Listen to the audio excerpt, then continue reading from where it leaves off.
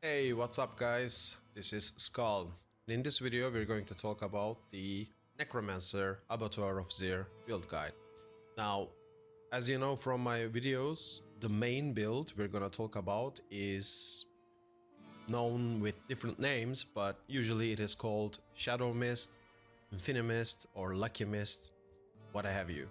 So this is a shadow build and it specializes in reducing the cooldown on your Blood Mist, which makes you invincible for 3 seconds.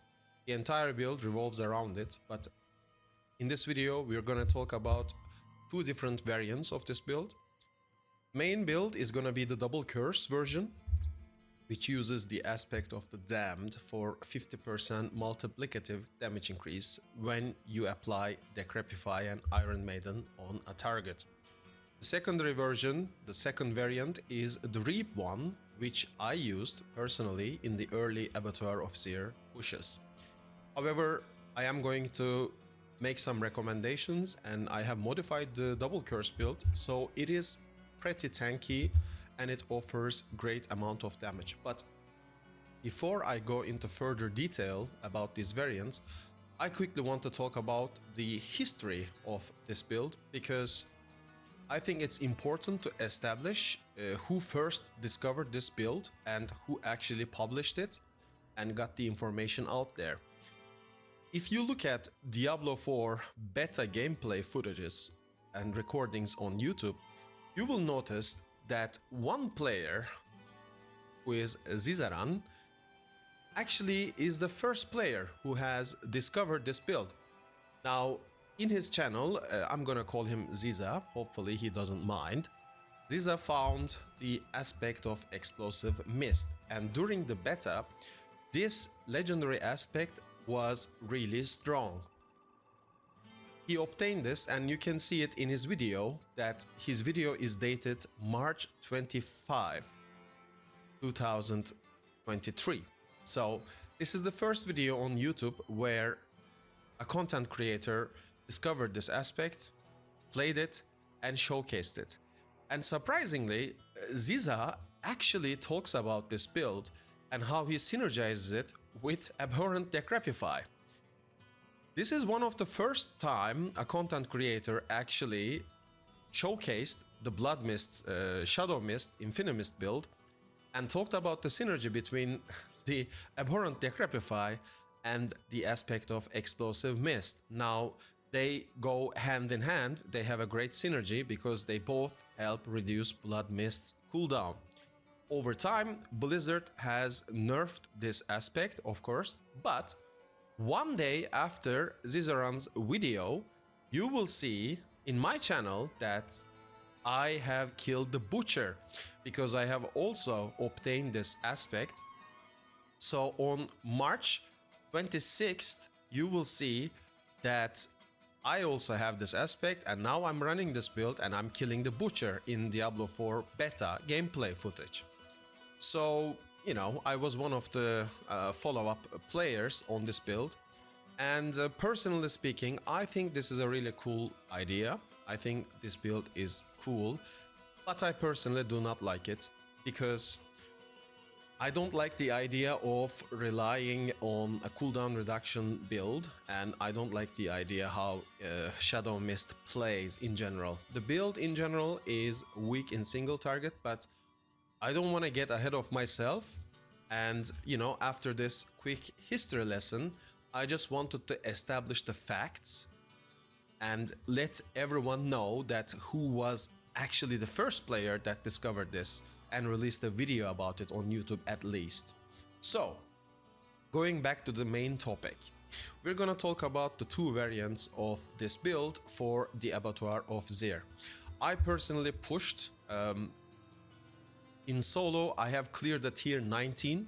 You will see the tier 19 clear video tomorrow. I will upload it in my channel. But as a group, I would really like to thank my community for this achievement. We have cleared tier 20 at 22nd of December, and then at 27th of December we have finished tier 25. Now, In tier 25, I have played completely defensive. My main job was to use corpse tendrils in a group meta, and then at the Bloodseekers, when they were about to die, my job was to switch to Horrid Decrepify and instantly execute them when they were below 10% HP. In the group meta, this is really great for the Necromancer because you're essentially nullifying 10% HP of the Bloodseekers, which massively helps to instantly kill them. So this is the only advantage that we can bring to the table aside from corpse tendrils. Other than that, you know that the Necromancer is pretty squishy. So let's talk about the advantages and disadvantages of the both variants. First of all, in the double curse build, you will actually have the highest damage output. It is because of the aspect of damned, and multiplicative damage is extremely important in this content. So we have 50% multiplicative damage from the aspect of damned. We are running Tibolt's Will, which provides up to 40% multiplicative damage, and we are using All From Below, which also provides up to 40% multiplicative damage on Corpse Explosion. When we combine this with Black River, again, there is another multiplicative damage increase up to 130%.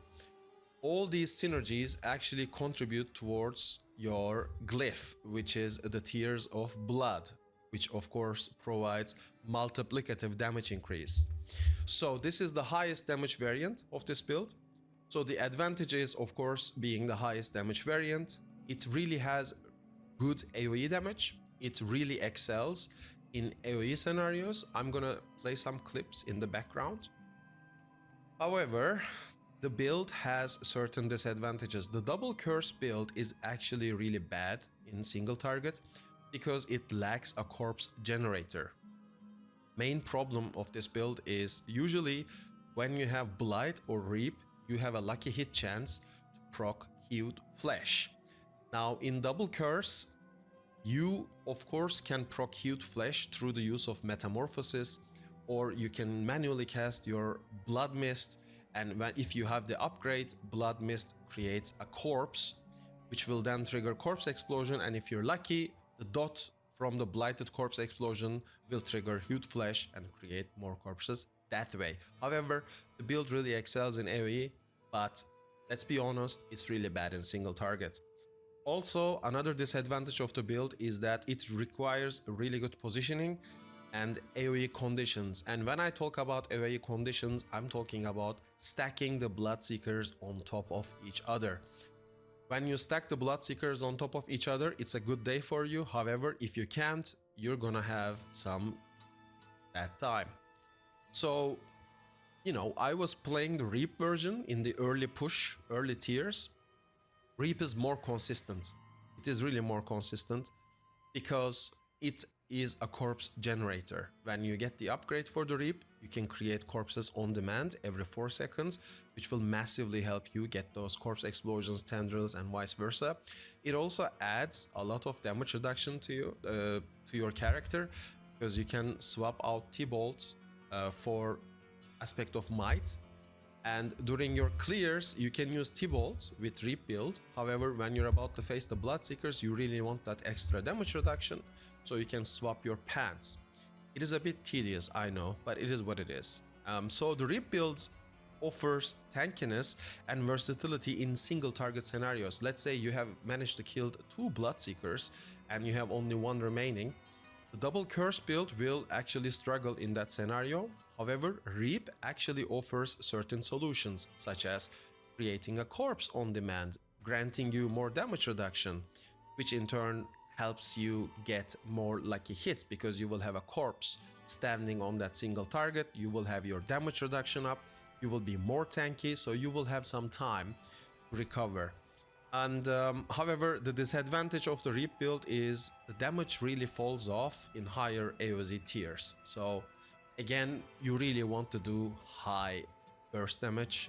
This build is shadow damage over time, so it is not that great in terms of providing burst damage, but it is surprisingly good because, for example, compared to Bone Spear, you will never ever see these numbers. that this build can do.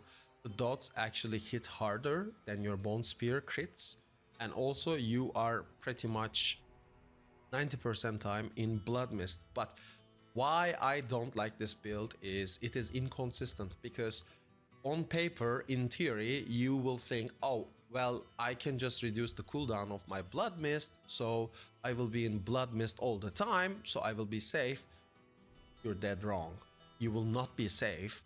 And usually when people die playing this build is because their Blood Mist ends and they didn't get the chance to reset the cooldown of Blood Mist, so they're pretty much vulnerable and they die before their Blood Mist comes off cooldown. So in today's video I am going to solve these problems, and I will walk you through what my strategy is, and then we will probably talk about it in my Discord channel, or you can write down some comments down below. So the variant I'm playing, of course, is the double curse, which is the highest damage output. I am running with Harlequin Crest, also known as Shaco or Shaco as I call it. Now the reason I'm playing this item is because it has two really good factors at play here. The first one is obviously the 20% damage reduction, but the second one, +4 ranks to all skills. And what does that do? Very simple. It actually provides all the skills you want, and you can get, for example, Iron Maiden without putting a skill point in it. It buffs up your corpse explosion damage, and also it helps you save points so that you can put those extra points into Decrepify, for example. Further reduce the enemy damage. Okay, so that helps you stay alive more, on paper at least. So that's the primary reason why I play this. If you don't have this item, do not worry. I strongly recommend that you use a legendary aspect. Here, Disobedience could work. Also, you can use a defensive aspect. So, for example, you can have max life, you can have intelligence, you can have pretty much all the defensive goods, total armor and whatnot. For the legendary aspect, I would probably recommend that you play Disobedience in your helmet, but you know, even the bubble aspect is actually attractive in the slot. So it's up to you, but my main recommendation is get Shaco. So for the chest armor, I usually ran with an intelligence, total armor, max life and damage reduction chest armor, but I found out that when you do higher tiers, you're gonna have really bad time surviving. So I said, you know what, I was really lucky. I got this chest armor dropped to me from Duriel and I saved it just in case. And the day has come. So I cleared a tier 19 solo. As I said, I have cleared tier 25 as a pre-mate, also tier 20 as a pre-mate. I do not publish pre-mate runs. I only publish my solo runs, and tier 19 video will be released tomorrow, the day after this video is released. So, you know, subscribe and stay tuned and whatnot. So in this armor slot, we're going with total armor, max life, damage reduction, and then damage reduction while fortified.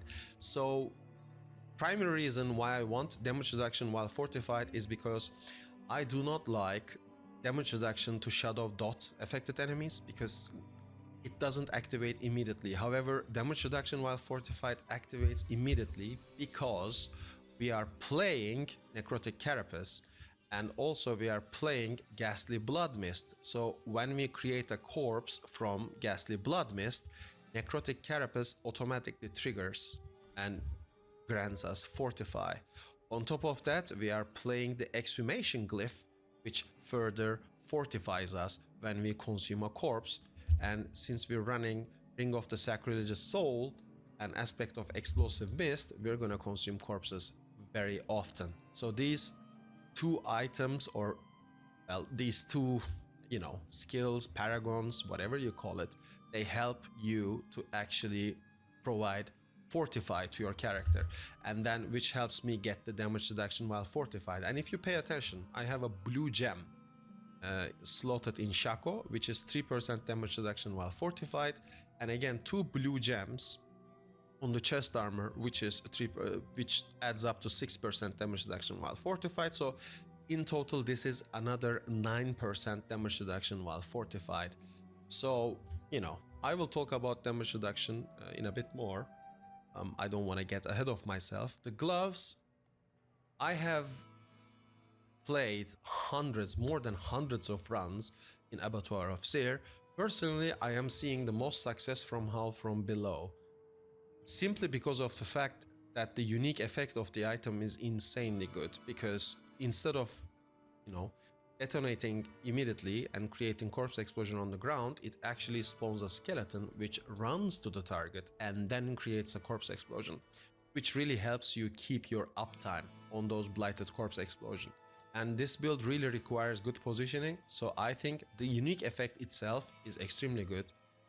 And then you have up to 40% multiplicative corpse explosion damage, and I've talked about how important multiplicative damage is.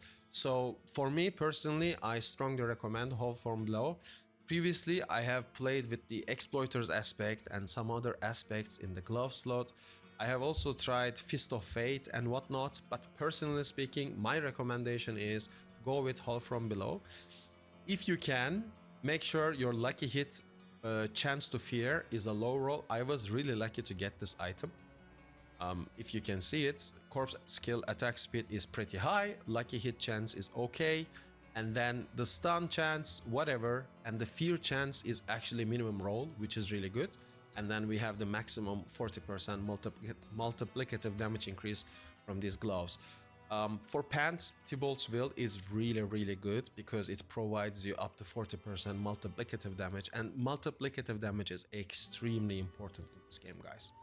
So personally speaking, I prefer a max roll damage reduction from close version.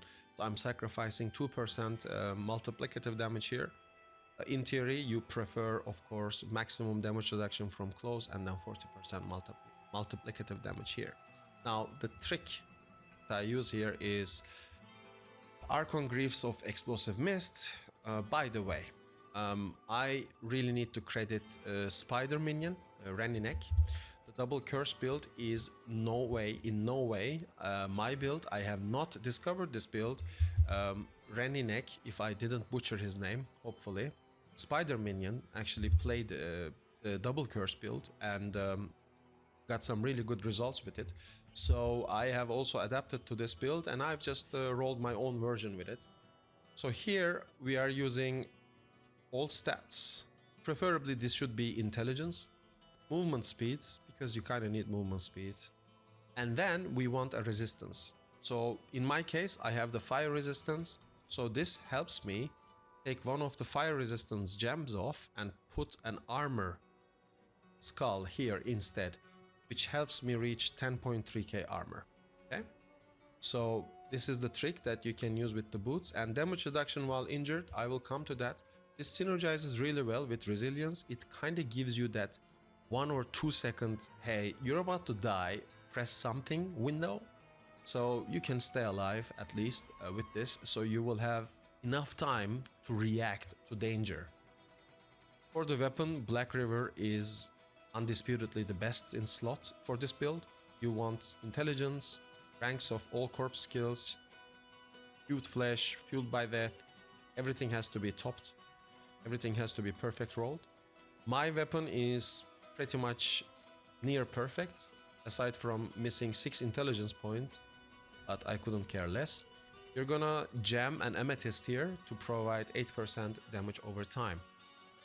On your neck, you want total armor damage reduction plus 3 ranks to corpse and plus 3 ranks to gloom. This is pretty much your defensives, 2 defensive affixes and then 2 offensive affixes, and you're gonna slap on the blighted aspect here, so that whenever you deal damage with Shadow Blight key passive 10 times, you start to do 180% multiplicative damage. It's really good.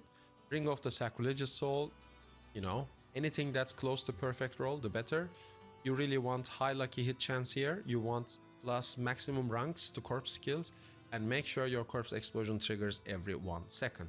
Now, you might ask, well, SKULM, why are you using Explosive Mist on your boots? for two reasons. It helps reduce Blood Mist cooldown, because Blood Mist, when you cast it, starts to, of course, detonate corpses, which then reduces its cooldown. This is 3 casts, so it's up to 1.5 second cooldown reduction. Not to mention the abhorrent Decrepify and blighted corpse explosion synergy together with that. So, you know, it helps you reduce the cooldown on your Blood Mist. And then the other ring is we're gonna play the Damned aspect. And in this ring, we have vulnerable damage, shadow damage, damage to shadow, damage over time affected enemies, and then lucky hit chance. So instead of damage to shadow, damage over time affected enemies, you can go with damage over time, up to you. But definitely have some sort of vulnerable damage here, because we are not going to play the exploit glyph. We're gonna drop that. So as you know, they have bucket changes, and vulnerable damage is 50% capped. After 50%, vulnerable damage stops being multiplicative, it starts being additive. And if you paid attention, in our build, we don't have much vulnerable damage source, so definitely have some sort of vulnerable damage in your ring slot. And lastly, our shield is none other than the Lidless Wall. This helps create more bone storms so that we can grant ourselves more barriers. We're gonna put the ruby here for 4% max life. You know, so I'm close to 16, I'm just shy of 16,000 life. So, you know, the life is good because it also determines the amount of barrier you have, so it helps you defensively. But in order for you to survive, you really need damage reduction.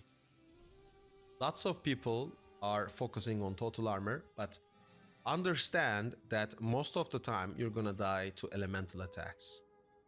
And elemental attacks basically cannot be stopped by total armor, right? So instead, if you remember, in order to nerf the Bloodseekers, Blizzard have applied a 20% damage reduction to them. So how can we survive, right? This is the biggest question that I get from my subscribers. How can we survive? All right, so we have 2 tricks up our sleeves. Number 1, Decrepify. Okay. As you see, I have 4 points contributed from Shaco, but I have 6 points total, which means I have invested 2 points into Decrepify manually to increase its damage reduction. It is so good because it does not give you damage reduction, it actually reduces the enemy's damage. So let's say the enemy is dealing 100,000 damage. It literally says, hey, from now on, let's round this number 24.6 to 25%. It's gonna say, hey, instead of sending 100,000 damage, you're gonna send 75,000 damage. It directly reduces the enemy's damage, okay, which is really good for us. Of course, we get the abhorrent Decrepify there as well. So Decrepify directly reduces the enemy's damage, and the second thing that can do that is the darkness glyph. If you pay attention, it says whenever you or your minions deal shadow damage to an enemy, that enemy deals 2% reduced damage up to 10% for 5 seconds. So when we cast Blood Mist, you know, we have the blighted corpse explosions all the time. Then that blighted corpse explosion provides a damage reduction to us. Now, we are reducing more than 30% of the enemy's damage directly from the source. And then on top of it, we have our own damage reduction. And if you pay attention, for example, there is another mistake a lot of people are making. You will see that our all damage reduction is 46.7%. And lots of people think, oh, I pop Bone Storm, it gives me another 15%, right? No, that is not true. When you pop it, it is not 15% because it says your damage reduction is increased by 15% while Bone Storm is active, which means 15% of your 46.7%, okay? It does not give you directly 15%, it gives you 15% of whatever you have. So this is one of the primary reasons we want to stack damage reduction as much as possible so we get the maximum benefit out of Bone Storm. All right, this is very important. Again, damage reduction helps against elemental damage as well, because when you have a barrier, your damage reduction makes it so that your barrier takes less damage, and the more barrier uptime you have, the more tanky you're gonna become. So when you're out of Blood Mist, you're gonna become tanky thanks to your damage reduction. In order to further empower that, we're gonna play Resilience Vampiric Power. Again, I talked about this boots damage reduction while injured, which is another 34.4%, and then we add Resilience on top of it, right? So then we will have this 1 or 2 second reaction window to save ourselves, all right? These are really important things to consider to stay alive in the Abattoir of Zir, especially at the highest tiers. Now, I want to talk about the most common mistakes that I see from players. Usually in my Discord channel, players are asking for my opinion. They are sending me their YouTube videos, asking me to, grant my opinion to them. So it's a free coaching service, so to say. So number one is players are not using Metamorphosis for applying Vampiric Curse, which triggers Flowing Veins. Now, what is this? If we read Flowing Veins, we will see that you will deal 60% multiplicative increased damage over time to enemies that are moving or affected by a Vampiric Curse, which means in order for your dots to deal more damage, you actually have to dash through them with Metamorphosis, apply this Vampiric Curse, so your dots actually deal multiplicative damage. All right, this is really, really important. People are sleeping on this. I'm sorry, but if you're gonna play this build, you have to be brave. There is no other way. You just cannot sit back and expect this build to do everything for you. It just doesn't do it, all right? This is really important to mention. So make sure that, to properly do your damage, you actually apply Vampiric Curse, all right? This is really, really, really important. So another thing that I want to talk about is not manually casting Corpse Tendrils, all right? People just rely on the ring to cast Corpse Tendrils. You really have to actually manually cast it. Because, for example, in the Bloodseeker fight, if you wait 8 seconds for your second Corpse Tendrils to pop, you're gonna have a bad time.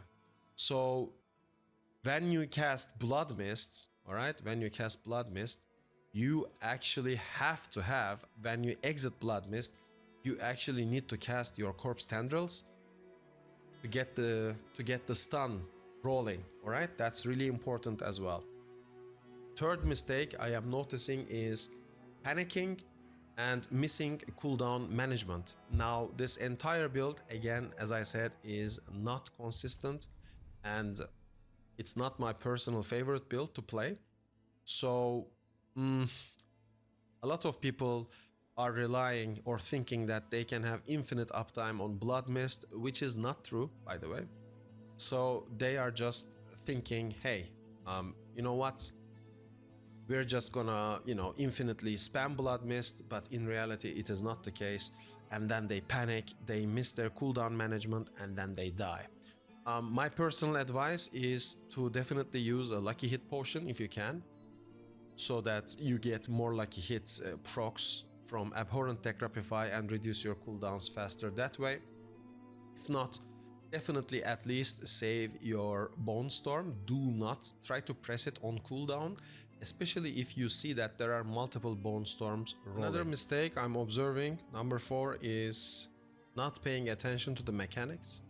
Usually players die from ground explosion effects, elemental damage and whatnot. You can avoid certain mechanics such as the mortar effect, which it deals a lot of damage. The explosive orb as well is avoidable damage. So try to avoid them. When you're about to exit from your Blood Mist, make sure you're in a safe position. So when you exit Blood Mist, that is your most vulnerable state, so that you avoid that incoming damage if you can. And this is really hard to pull off as the Necromancer, but it is what it is. for this build. Lastly, not stacking enough damage reduction, and I have touched upon this subject in this video. Again, I'm going to repeat myself. You will see that my armor is only 10,316 and my resistances are not even maxed because I have replaced this chest armor and I have lost some intelligence, and losing that intelligence resulted in me losing a 0.6 lightning resistance and cold resistance, so I'm actually below 70%. But still, I survived a tier 19 because I had so much damage reduction. In that video that will be released one day after this video, you will see the fight and you will understand what I'm talking about. When you have Bone Storm active, if you have damage reduction, your barriers will remain. You will be able to maintain your barriers, okay? This will allow you to play Tibolt's Will, and again, we have damage reduction from close, from Tibolt, we have damage reduction and damage reduction while fortified from chest armor, another damage reduction from Shaco, damage reduction while injured from boots, and then we have the resilience vampiric power.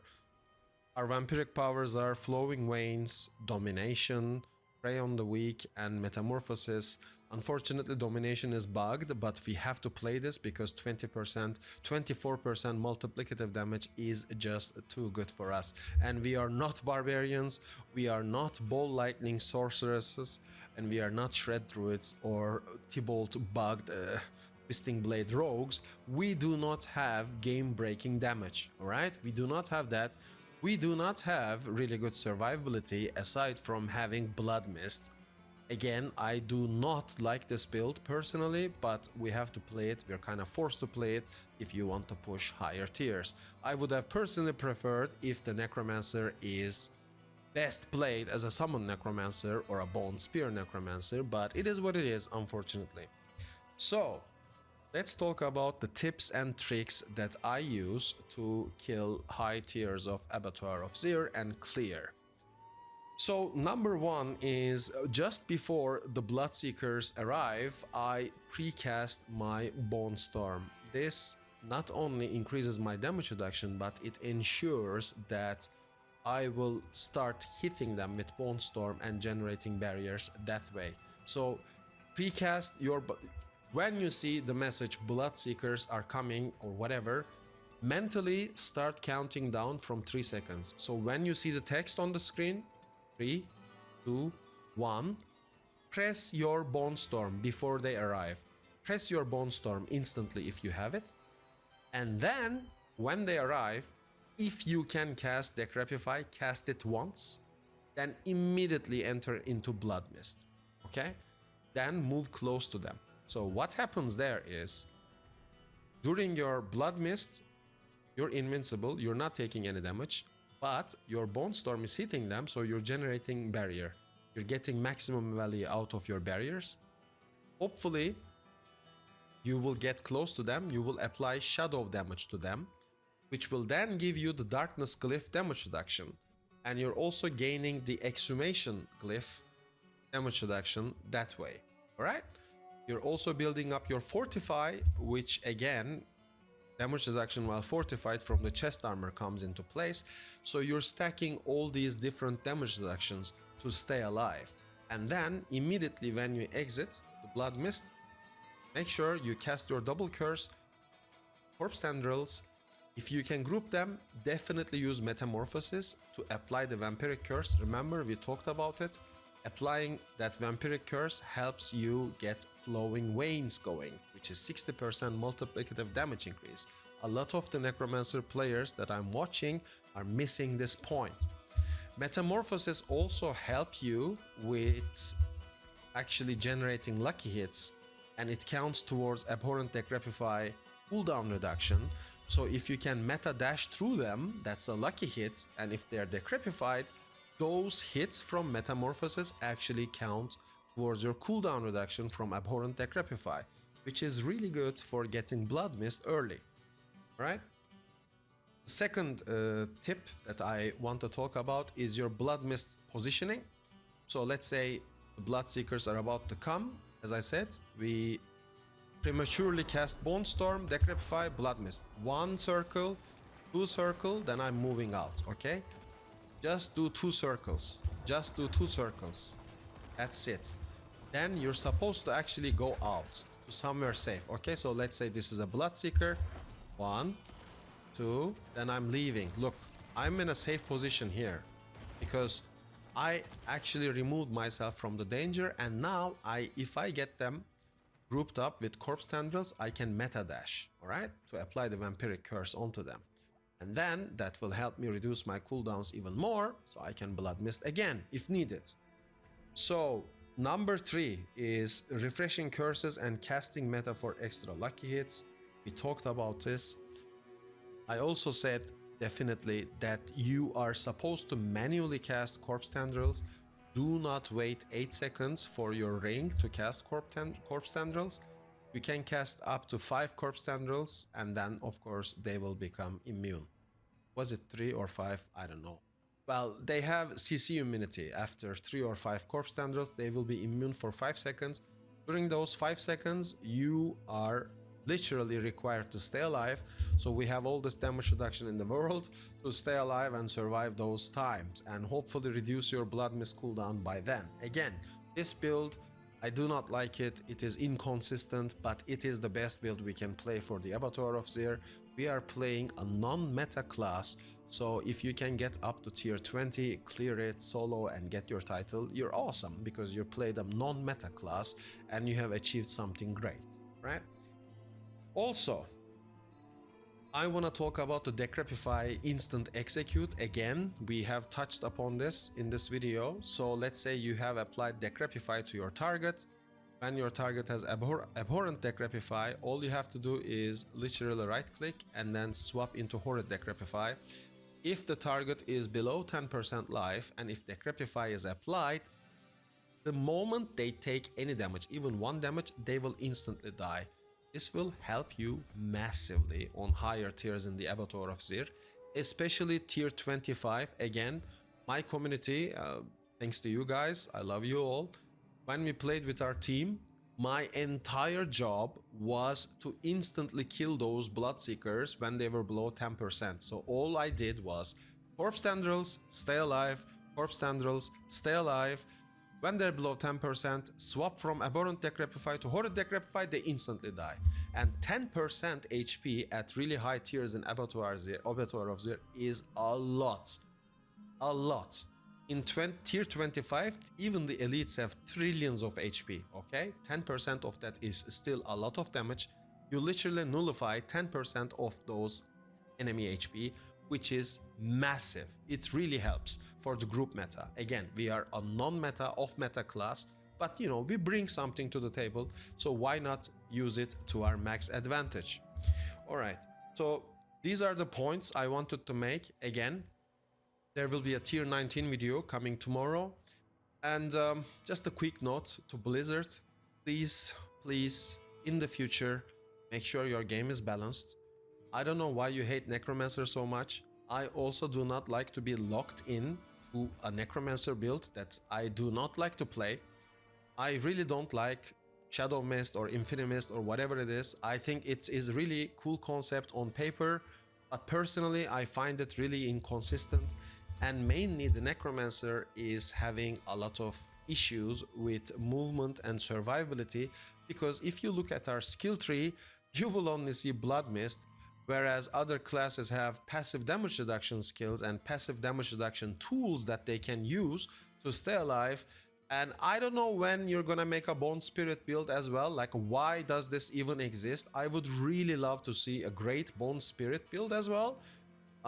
I don't want to use that unique chest armor because it is trash, obviously. So please give us a Bone Spirit without blighted corpse tendrils, so without collecting blood orbs, and please, for the love of God, buff Bloodlands.